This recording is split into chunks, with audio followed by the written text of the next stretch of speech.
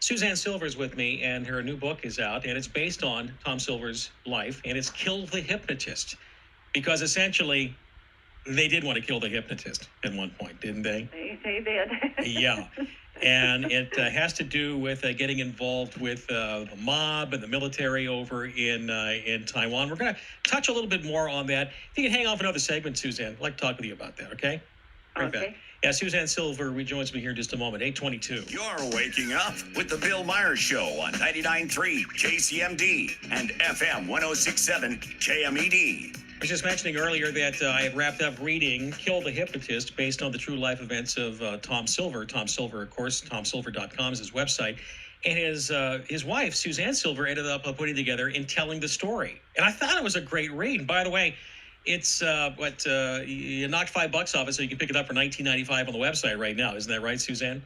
That is correct. Okay. And I think it's well worth the read and a lot of fun. But the fact is, what's more fascinating is realizing that this is real. The experience with Taiwan, which I'm going to go into with you here in just a minute, we'll touch on some of that. But when you met Tom a number of years ago, how'd you realize he was the real thing? Because one of the challenges of hypnotherapists that I think they're always kind of having to push back against, you're a fraud, you're a carnival charlatan type of sort of situation. What makes Tom different about that, and how does it work for him?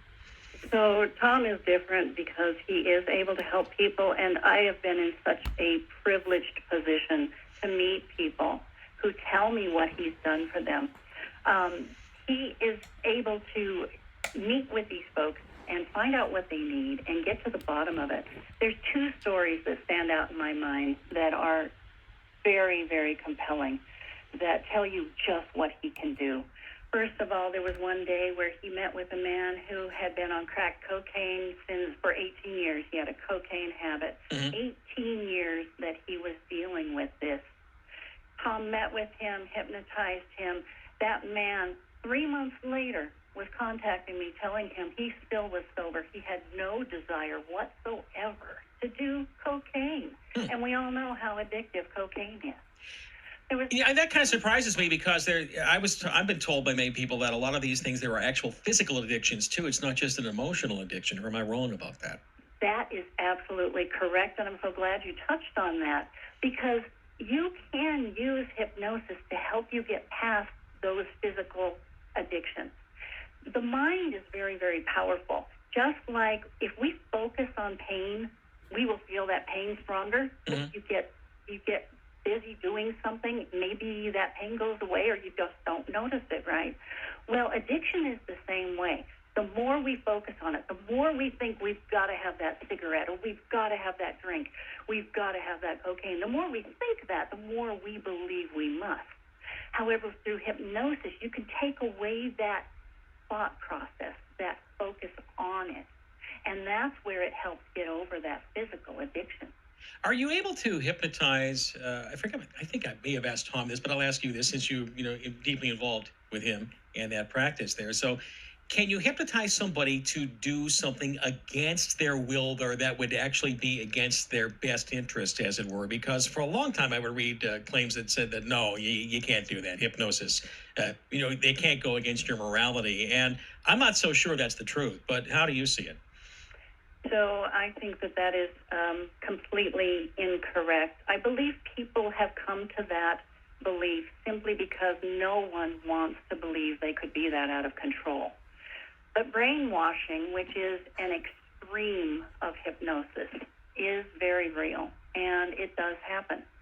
And Tom even proved that on a series that was put out by the Discovery Channel called Brainwashed. Where individuals were brought in and they were hypnotized to do different things. They used doctors and psychiatrists, and they actually had people that would commit a murder. Now, obviously, this was a staged murder. Nobody got killed, but so they staged it as part of the television show that Tom was going to hypnotize the person to induce them to do it. Yes, but these people truly believed they were assassinating someone. And as you do these types of things, there is a certain faction of society that you can hypnotize to a point where they're completely unaware of their own morality. They're completely unaware that they are doing something against what they normally would want to do. So Tom would then say that the Manchurian Candidate could be real, right? Exactly. Only it doesn't have to have drugs. It can be done completely with brainwashing. The Manchurian Candidate used both. Okay, yeah. So if you use both, so when you get involved with hypnotherapy, then you have to make sure that you're dealing with truly responsible individuals, don't you? You absolutely have to. There are people that studied hypnosis. Hitler is one. He mesmerized an entire country. And these are things we have to be aware of every day. Every single day we're being hit with propaganda. We're being hit with things that we don't necessarily believe, but we keep hearing it over and over and over again. And pretty soon it can be sandwiched into your brain, and it's there, and you don't know where it came from. I'm glad you brought up Hitler, because it is well known that Hitler was a practicer and studier of, I think they call it neuro-linguistic programming techniques, in which, the way that you stand before, the way you use your voice, the way you would, use your body and put your hands up in certain ways a mass hypnosis technique, wasn't it? That is correct, yes, yes. The ways they made him look greater than the church. They would show the church in the background very small and him very, very large. These were subtle ways of convincing people that he was greater than God. And those were the things that helped him to hypnotize the nation. We're talking about the book Kill the Hypnotist, based on the true life events of hypnotist Tom Silver. Suzanne Silver's with me. Suzanne, if you can hang on for one more segment here, I want to talk about the Taiwan experience, a bit of this, because I think you've had to change some names to protect the innocent and or guilty. Yes, indeed. In some of the cases, why you have to say based on events. But it was a fascinating experience, and it's a book well worth getting. TomSilver.com, 8:30 at KMED and KCMD. 99.3 KCMD, FM 106.7 KMED. And this is The Bill Myers Show. We're talking about Kill the Hypnotist, the book about Tom Silver. Suzanne Silver, the author of it. By the way, it's available right now, TomSilver.com. But I'm worried, it's like $5 off. You can buy through the website there. Hey, Suzanne, we have a question about hypnosis. Alan the Applegate has an interesting question. I think he's had a serious question. Hey, Al, how you doing this morning? You wanted to talk about hypnosis techniques, huh? I do. I want to know if the flickering of the television screen can put people in a state of hypnosis, and if that explains why so many CNN viewers are mind-numb robots. That's really funny. Well, on the first part of the question, yes, absolutely. Flickering lights, anything that causes you to focus in on something is a type of hypnosis. It's called environmental hypnosis. It is when you go to a movie theater and you start to watch the movie, and, at first, you hear the guy next to you that's chomping his popcorn and the kid in front that's crying, but then the movie starts and you get drawn into it, and pretty soon, everything around you is gone. It's faded.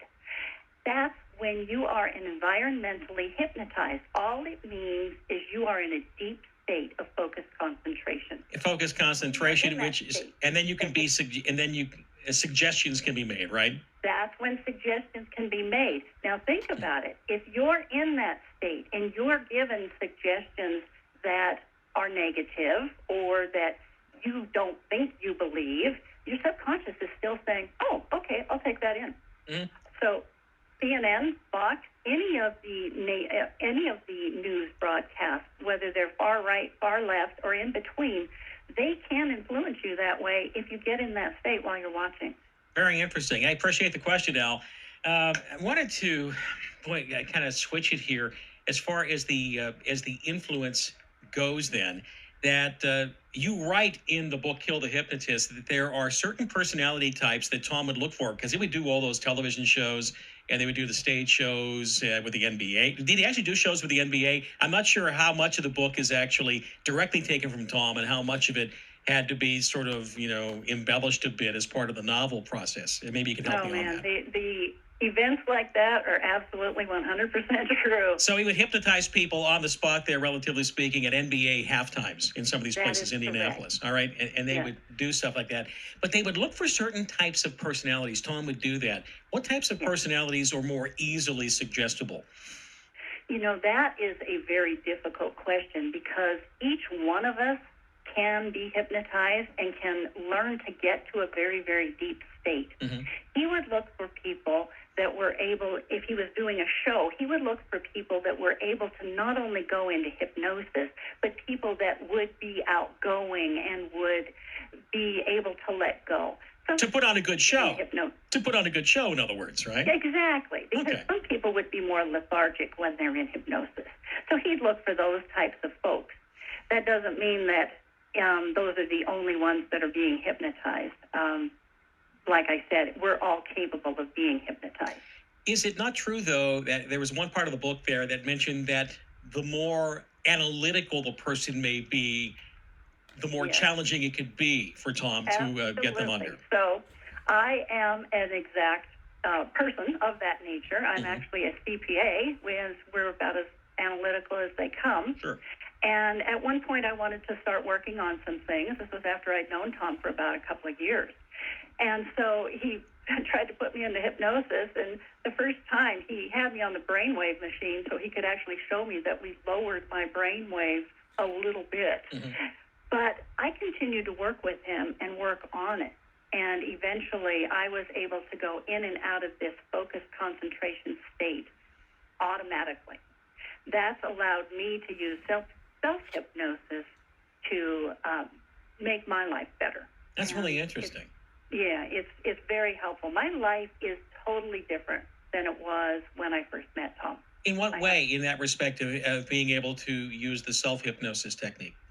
Far more confidence, far more ability to do things, not buying into a limited life script. I mean, I work full-time in a very challenging profession, and yet I was able to write a novel and put this thing out. That is something that I used to say, there's no way I'll ever have the time to do that. So that's just one example of many. All right. But it can help with many things. It can help you be happier. It can help you be more motivated and confident. All right. Now, is it just a fairy tale in the aspect that you're telling yourself a fairy tale, though, in the self-suggestion that, I are smart, that sort of thing? No. So you're trying to tell yourself the things you want to work on, right? Mm-hmm. So I go into a state of focused concentration. I recognize now when I'm in that state, even if it's during the day. Okay, so think about it. It's during the day, and you get into this state like we were just talking about with the gentleman from Applegate. We get into that state. Well, what you tell yourself when you're in that state is what's going to hit your subconscious and stay there. So if I tell myself at that point, oh, I'm so angry, I'm so frustrated, guess what? I'm going to be in a lousy mood. But if I recognize I'm in that state and I say, I am calm, I am confident, I can handle any challenge, all of a sudden, I am right there and able to take on whatever's going on during the day. Suzanne Silver, once again, she's the author of Kill the Hypnotist, based on the true life events of hypnotist Tom Silver. Before we take off here, Suzanne, I wanted to touch on the murder mystery aspect of this book. And it was just, there were some times that my jaw dropped because I'm kind of amazed that Tom ended up getting involved with the Taiwanese military back in the day. This must have been back in the 1990s, I'm thinking. Yes. Yeah, because Yes, it was. he showed me once the actual award that he received from the Taiwanese government because he helped them solve a mystery out there. What ended up getting him involved with Taiwan in the first place? How did he ever, make it in, because otherwise he was doing all these shows in the United States and, had a level of fame out there. So the gentleman that brought him to Taiwan brought him there to help this society understand what hypnosis is. He had seen Tom's shows in the States, and he wanted to get that type of show going in Taiwan, helping people to understand that they can better their lives through this science. Well, the way to introduce the society to that is to show them the entertainment, make the science entertaining as well as realistic, so that folks can see what is happening and how it can influence their lives. It was a way to introduce that culture to this science to help people live better lives. Okay. How did the military end up getting involved with him through that, though? Were they just watching the show? And remarkable. were they just watching the show? Yeah, well, they knew of Tom through his fame in the country. He had been on Super Sunday quite a bit, and there were other TV shows that were very popular in Taiwan. And Super Sunday is a big celebrity-driven show in Taiwan at that time, right? Yes, very big. And so the Taiwanese government had knew of him just from the fame. Well, they had hit a brick wall in the especially the murder mystery part of this procurement scandal, and they were looking for any possibility that might help them get further information. They had imprisoned people. They had people that were part of the embezzlement, that had been part of the crime, but no one were they able to find was the murderer. And by the way, they had tortured people, trying to get to the bottom of this, right? Yes, they had used torture to try to get to the bottom of these things, and these people were very, very strong. Torture did not work. Well, they approached Tom and said, do you think hypnosis might work on this? Now, here we get into this life script thing, okay? So you think you're not going to be hypnotized. You think you're not going to tell the truth. You think you're going to refuse, and even torture couldn't get it out of you. Well, anybody and everybody that he talked to told him this could not be done. Well, when you tell Tom Silver something can't be done, he does the opposite. And that's one of the things I love most about him, and that he's taught me. Do not buy into limited life scripts. So he developed a methodology with his interpreter to hypnotize these people. And I'm going to call them gentlemen because some of these people were not as bad as you would think. They were what we would call white-collar criminals, but they weren't murderers. Others that he hypnotized, they actually were innocent. And through the hypnosis, he was able to get these people off the list of potential suspects. That's what I found really interesting, because it wasn't all about finding the bad guy, that there were people they suspected, and they say, oh, okay, all right. So, but those hypnosis sessions would then lead them to clues to find more of the people who really did do the bad stuff, which I thought was really interesting. And and tell us a little bit about the character Eddie. That is a major part of this book, and it must not be his real name, or is it his real name? I don't know. It is not his real name. Okay. Eddie is quite a character, and I will tell you, I stayed quite true to Eddie. And by the way, I would say Eddie was the person who brought him to Taiwan back in the day. Eddie was the agent that brought him to Taiwan. He was an actor as well as an agent. He was well known in the country and very, very connected, not only on the entertainment side of things, but also in the seedier side of things. And so as you read about Eddie, you learn more and more about just how deeply involved he was with people and how scary he truly was. It kind of reminded me a bit in some ways of The Godfather meets the hypnotist in Taiwan, right? Yeah, you know? It really was. And Eddie is a larger-than-life character and very scary. Yeah, there is a part of this in which essentially, I guess one memorable part of that book was Eddie talking to Tom and saying that he was drunk, right? Say, yeah, I could just make someone disappear, right? Yeah. and here's Tom, of course, getting paid, I don't know, it was $1,500 a week or whatever he's getting paid at that time. It's kind of like going, okay, all right. And he's seeing everybody come up and kind of kiss his feet in some ways. Yes. It was kind of going, oh, Eddie, everyone's saying great things. And that even some of the big people, the big wigs in Taiwan were not as big as Eddie, which is an interesting story in and of itself. Yeah. All right.